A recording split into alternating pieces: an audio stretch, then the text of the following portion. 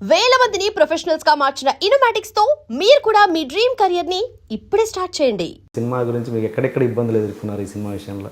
ఇబ్బందులు అంటే ఒక్కసారి వర్కౌట్ లేదు అనిపించిన తర్వాత ఇంకా ప్రతిదీ చెప్తున్న దాని ప్రకారం నాకంటే ప్రతి దగ్గర అడ్డంకులు బాగానే వచ్చాయి మీకు ఈ సినిమా పరంగా. ఈ సినిమాకి చాలా నేర్చుకున్నా, టు బి ఆనెస్ట్. ఎట్లా చాలా చాలా అంటే కొన్ని స్క్రిప్ట్ పరంగా చాలా ఊహలు గుసగుసలాడికి నేను బిగినింగ్ లో ఎలా ఉన్నాను, ఎండింగ్ లో కూడా అలాగే ఉన్నా. కొత్తగా నేర్చుకోవడం ఏం లేదు, నాకు వచ్చిన దాంతోనే సినిమా తీసాను, అదే సరిపోయింది. దీనికి నాకు వచ్చింది సరిపోలే. సో పీపుల్ని డీల్ చేయడం దగ్గర నుంచి ఇంకొకటి చాలా హార్ష్ విషయాలు కూడా నేర్చుకున్నాను. డైరెక్టర్ అనేవాడికి డెమోక్రసీ ఉండకూడదండి. నీ సినిమాది, అది నువ్వు అనుకున్నట్టే తీయాలి, ఏమనుకున్నా సరే. అది ప్లీజ్ ఉండొద్దా, ఉండాలి? ఉండకూడదండి. ఎట్లా అంటే you are the director, please don't be humble about it. And opinions తీసుకుందాం, అందరిని ఇన్వాల్వ్ చేద్దాం అన్నది మాత్రం. స్క్రిప్ట్ విషయంలో మాత్రం సినిమా ఇదే, you are working for my film. When you want to make your film, make it your way. When you're making my film, please make it my way. And you're working for me. గుర్తుపెట్టుకోండి అన్నట్టే ఉండాలి. అసలు next ఫిల్మ్కి అయితే నేను డెమోక్రటిక్గా ఉండదలుచుకోలేదు. నేను చేసిన తప్పులు కూడా నేను నేర్చుకున్నాను, అవి కూడా నేను రెక్టిఫై చేసుకుంటాను. అండ్ నేను జరగనిచ్చిన తప్పులు కూడా ఉన్నాయి, అవి కూడా జరగనివ్వను. ఓకే, సో నెక్స్ట్ సినిమా నానితో చేయాలి. అవును, మళ్ళీ సాయి కొరపాటి దాంట్లో అది ఇంకా అది ఫిక్స్ కాలేదండి. సాయి గారితో సినిమా చేయాలి, నానితో సినిమా చేయాలి. ఈ రెండు అప్లికేషన్స్ వాళ్ళిద్దరిని కలిపితే బాగుంటుంది. చూద్దాం, అంటే డిపెండ్స్ ఆన్. అంటే నానికి చాలా మంది ప్రొడ్యూసర్ ఆల్రెడీ అడ్వాన్స్ ఇచ్చి ఉండడం, సో క్యూ ఉంటుంది. అండ్ వాళ్ళందరూ అఫెండ్ అవ్వచ్చు. సో ఎలా ఉంది ఫ్రెండ్షిప్, ఎలా ఉంటుంది నాని? వెరీ నైస్ అండి. నిజంగా ఆనెస్ట్గా చెప్పాలంటే మేము ఇద్దరం పెద్ద తిరిగింది లేదు, టు బి ఆనెస్ట్.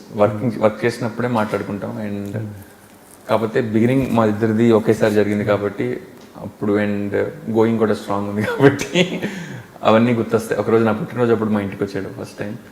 పాటలు పెడదాం అనుకుని టీవీలో పాటలు పెట్టకపోతే అష్టజమ్మ సినిమా పెట్టాడు యాక్చువల్లీ. సో ఇద్దరం రాత్రి, ఆ రోజు నైట్ షూట్ జరిగింది జెంటిల్మెన్. రాత్రి మా ఇంటికి వచ్చి ఇద్దరం అష్టజమ్మ సినిమా పెట్టుకుని ఇంత చండాలమైన యాక్టింగ్ చేశాం కదా మన ఇద్దరం. మన్ని అప్పట్లో ఇది గుడ్ యాక్టింగ్ అని ఎందుకన్నారు అని కొంచెం సిగ్గుపడి, కొంచెం నిజంగా కొన్ని చోట్ల బాగా చేసాం. అండ్ యా, అలాగే. సో బేసికలీ బిగినింగ్ స్ట్రాంగ్ అవడం, and I respect him as an actor and he respects me as a writer, director. And అదంతా నిజంగా ఉండడం, అంటే ముఖస్థితి కోసం కాకుండా నాని గొప్పనట్టు నేను నమ్మడం, నేను బాగా రాస్తానని అతను నమ్మడం. సో ఇవన్నీ కూడా తోడ్పడతాయి. మీరు చేసిన దాంట్లో మీకు ఇప్పటివరకు బాగా నచ్చిన క్యారెక్టర్ ఇది? నాకు అష్టజమ్మ ఇష్టం అండి. And because it's an author back role. ఆ రోల్ పట్ల ఉన్న, ఆ క్యారెక్టర్ పట్ల ఉన్న రెస్పెక్ట్, అంటే నేను బాగా చేశానని కాదు, మంచి ఆథర్ బ్యాక్ రోల్. అండ్ అది నాకు ఇష్టం లేదని చెప్తే ఆ రోల్ నీకు కించపరిచినట్టు. It's a great role. అది ఎవరు చేసినా చాలా మంచి పేరు వచ్చేది. అండ్ పిల్ల జమీందార్ ఇష్టం, అండ్ ఊహలు గుసగుసలాడే ఇష్టం. అండ్ మీరు గోల్కొండ హై స్కూల్కి స్క్రిప్ట్ టైటిల్ కార్డ్ పడుతుందని మీకు రైటర్ పడుతుంది, ఎడిషనల్ డైలాగ్ అని పడుతుంది. ఏంటి దాని ఫెయిల్యూర్ అనొచ్చా ఆ సినిమాని? అనకూడదండి, ఎందుకంటే ఇట్ ఇస్ గార్నర్డ్ సమ్ రెస్పెక్ట్. అది ఉంది ఆయన సినిమాలు అన్నిటికీ ఉంటుంది అది. అవును, మరి మీరు ఫెయిల్యూర్ అనొచ్చా అంటే నేనైతే అనకూడదు అంటాను. ప్రొడ్యూసర్ అనమంటే కనుక అనండి, ఆయన డబ్బులు రాలేదంటే కనుక ఫెయిల్యూర్.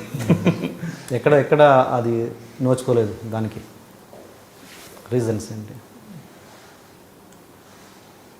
నాకు నిజంగా ఐడియా లేదండి. బికాజ్ నాకు ఫస్ట్ నవల్ ఇచ్చారు, స్క్రిప్ట్ రాయమన్నారు. నవల్ ఇచ్చినప్పుడు స్క్రిప్ట్ రాయమన్నప్పుడు నవల్ నాకు చాలా నచ్చింది, కానీ ఇది స్క్రిప్ట్గా చేయగలిగినప్పుడు ఉండే ప్రాబ్లమ్స్ నేను చెప్పాను. అంటే ఇప్పుడు నేను తప్పించుకుంటున్నాను అనుకోకూడదు, బట్ నా ఫస్ట్ సినిమా ప్రొడ్యూసర్ నాకు ఆఫర్ ఇచ్చారు, రాయమన్నారు. ఇవైతే ప్రాబ్లమ్స్ అయితే ఉంటాయి అడాప్ట్ చేసినప్పుడు అని చెప్పి నేను రాశాను. అండ్ తర్వాత మోహన్ కృష్ణ గారు టేకప్ చేశారు. ఇప్పటికీ చాలామంది గోల్కొండ హై స్కూల్ భలే సినిమా అంటారు. దాన్ని కమర్షియల్గా మరి ఓవర్ స్పెండ్ చేశారా, లేకపోతే కరెక్ట్ టైం రిలీజ్ కాలేదా, లేకపోతే ప్రమోషన్లో ఏమైనా ఫాల్ట్ ఉందా, లేకపోతే సినిమాలోనే ఏమైనా ఫాల్ట్ ఉందా నాకైతే తెలియదు, టు బి ఆనెస్ట్. అండ్ నాకు అంత రెస్పాన్సిబిలిటీ కూడా కాదు, ఎందుకంటే నేను ఒక డ్రాఫ్ట్ రాసి ఇచ్చిన తర్వాత దానికి ఏడు డ్రాఫ్ట్ అయినా జరిగే తర్వాత. మీ స్కూలింగ్ అన్నది పెద్ద కాంట్రవర్షియల్ అని ఏంటి, ఎలా? కాంట్రవర్షియల్ ఏం కాదండి. బేసిక్లీ